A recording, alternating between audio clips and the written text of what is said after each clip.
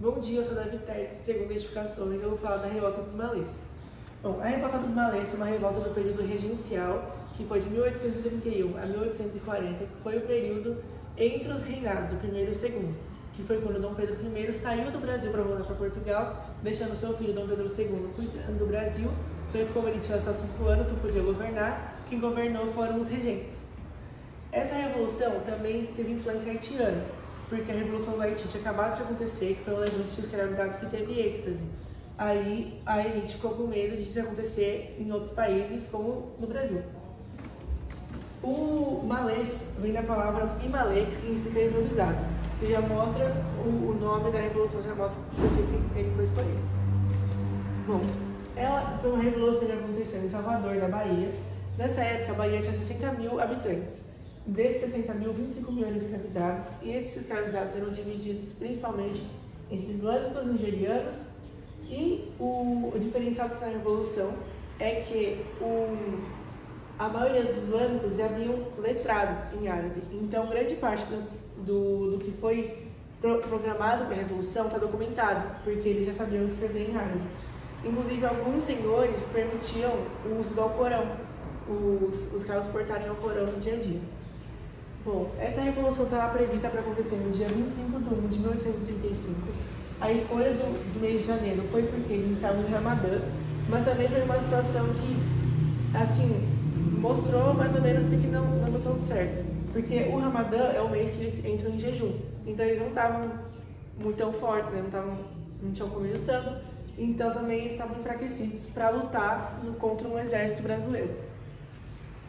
Bom, a revolução foi de 600 islâmicos e conta com alguns líderes. Os principais deles foram Manuel Calafate, o Pacífico Licutã. O Pacífico foi o principal líder da revolução mesmo, e o Maulana Arruna, que foi o principal líder religioso da revolução. Bom, eles estavam reunidos na madrugada do dia 25 na casa do senhor do Manuel, planejando já sair para iniciar a revolução. Só que a ex-escravizada Guilhermina denunciou essa reunião com a esperança de libertar a sua filha, que ainda era escrava.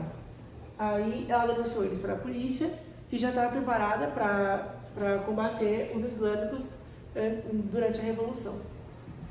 Bom, como eles já estavam avisados, como a polícia já foi avisada, a Revolução não teve êxito, mas, enfim, os principais objetivos dela eram o fim da escravidão, que era comum nas revoluções dos escravizados, o combate ao catolicismo, que estabeleceu o islamismo na Bahia, né, porque eles eram islâmicos, mas uma situação interessante que era diferente de outras revoluções era que eles queriam a alfabetização de crianças, porque a educação só era permitida para crianças da elite portuguesa ou da elite brasileira. Mas no final, como não teve êxtase, o que gerou acabou sendo mais repressão aos escravos, com leis mais severas de repressão.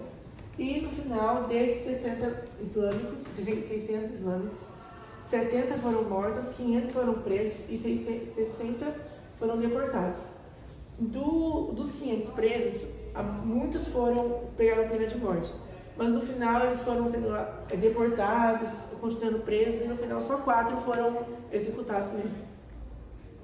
Bom, apesar de não ter tido um grande barulho na época, porque a Revolução não teve êxtase e foram só 600 islâmicos que participaram, essa revolução atualmente é vista como um símbolo de anti-repressão aos escravizados e resistência negra.